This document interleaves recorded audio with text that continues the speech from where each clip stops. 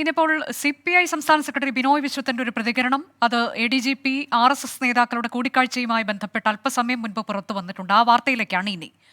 ഊഴം വച്ച് ADGP MR Ajith Kumar RSS നേതാക്കളെ കണ്ടത് എന്തിനെന്ന് CPI സംസ്ഥാന സെക്രട്ടറി ബിനോയ് വിശ്വം. കൂടിക്കാഴ്ചയുടെ വിവരങ്ങൾ പുറത്തു വരണമെന്ന് ബിനോയ് വിശ്വം പറഞ്ഞു. ക്രമസമാധാന ചുമതല ADGP ഊഴം വെച്ച് RSSന്റെ മേധാവികളെ പോയി കാണുന്നു. ആ കൂടിക്കാഴ്ചയുടെ പൊരുളെന്താണ് അതറിയാൻ അവകാശമുണ്ട്. അതൊക്കെ CPI പലവട്ടം പറഞ്ഞു കഴിഞ്ഞു. കൂടിക്കാഴ്ചയെ പിന്തുണച്ച സ്പീക്കർ AN ഷംസീറിനെയും ബിനോയ് വിശ്വം തള്ളി. AN ഷംസീറിനെ പോലുള്ള ആൾ ആ പ്രസ്താവന ഒഴിവാക്കേണ്ടതായിരുന്നുവെന്നാണ് പ്രതികരണം. ഗാന്ധിവധത്തിൽ നിരോധിക്കപ്പെട്ട സംഘടന പ്രധാനപ്പെട്ടതെന്ന് പറയുമ്പോഴത്തേക്കും ആ പ്രാധാന്യം എന്ത് പ്രാധാന്യമാണ് എന്ന ചോദ്യമുണ്ടാകും. അതുകൊണ്ട് ഞാൻ പറയുകയാണ്, ഷംസീറിനെ പോലെയുള്ള ഒരാൾ ആ പ്രസ്താവന ഒഴിവാക്കേണ്ടതായിരുന്നു. ആ പ്രസ്താവന ഒരുപാട് ദുർവ്യാഖ്യാനങ്ങൾക്കിടയാക്കിയിട്ടുണ്ട്. സമീർ സി മുഹമ്മദ് വിശദാംശങ്ങളുമായി. സമീർ, നേരത്തെയും ബിനോയ് വിശ്വം പ്രതികരിക്കുമ്പോൾ ഇതേ കാര്യം തന്നെയാണ് പറഞ്ഞിട്ടുള്ളത്. ഈ കൂടിക്കാഴ്ച എന്തിന് എന്നത് അറിയേണ്ടതുണ്ട് എന്ന് അദ്ദേഹം പറഞ്ഞിരുന്നു. ഇപ്പോൾ CPI ദേശീയ നേതൃത്വത്തിന്റെ കൂടി ഇടപെടൽ വന്നതിന് ശേഷമുള്ള പ്രതികരണമാണ്. മറ്റൊന്ന്, സ്പീക്കറുടെ കാര്യത്തിൽ കൂടി അദ്ദേഹം പ്രതികരിക്കുന്നുണ്ടല്ലോ.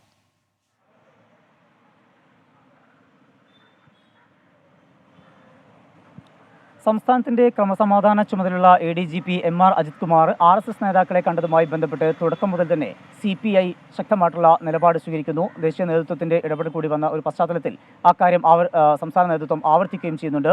ഈ വിഷയത്തിലാണ് അല്പസമയം മുമ്പ് CPIയുടെ സംസ്ഥാന സെക്രട്ടറി മുൻ രാജ്യസഭാ MP കൂടിയായിട്ടുള്ള ബിനോയ് വിശ്വം അദ്ദേഹത്തിന്റെ പ്രതികരണവുമായി നമ്മൾ മാധ്യമങ്ങളോട് സംസാരിച്ചത്.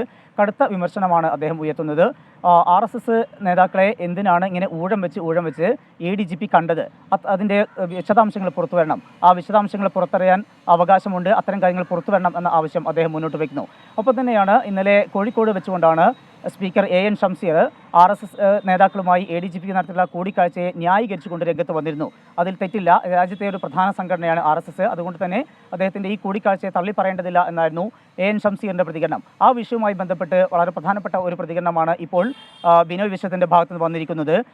ഗാന്ധി വധത്തിൻ്റെ പശ്ചാത്തലത്തിൽ നിരോധിക്കപ്പെട്ട സംഘടനയാണ് RSS. ആ ഒരു പശ്ചാത്തലം ഷംസീറിന് അറിയാവുന്നതല്ലേ? പക്ഷേ എന്തുകൊണ്ട് പിന്നീട് ഷംസീർ ഇത്തരം ഒരു പ്രതികരണവുമായി വന്നു?